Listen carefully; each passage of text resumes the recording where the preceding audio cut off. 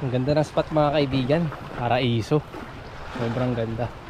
Siguro kung swimming ang punta mo dito, i-enjoy ka. Ay, inilim tayo. Ang init na. Kaso wala pa tayo sa popping. So day 2 mga kaibigan ng ating hunt for GTs. Kahit ano actually, kahit mga tanigi, sa malalaking isda na kumakagat sa popper, yan ang hinahunt natin ngayon. But common na nahuhuli kasi sa popping GT eh. Ayan, update natin sa ating sa ating trip ngayon. Kahapon nakatanigi tayo, malaki. Ginawa naming lunch at dinner kagabi. Tapos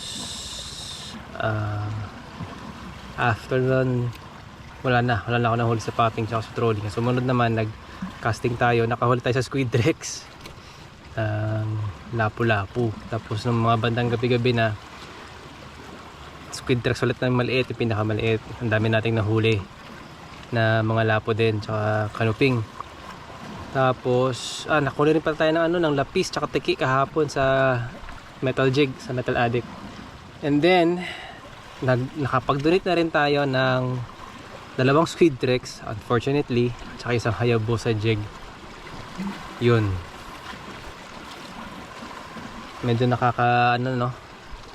So ito yung patunay na kahit napakaganda ng lugar, pero kung mali yung timing ng pagpunta mo at pag-fishing mo, hindi ka rin ganun ka-productive, no?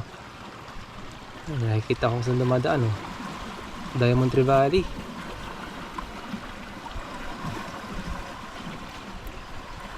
Diamond Tree Valley nga.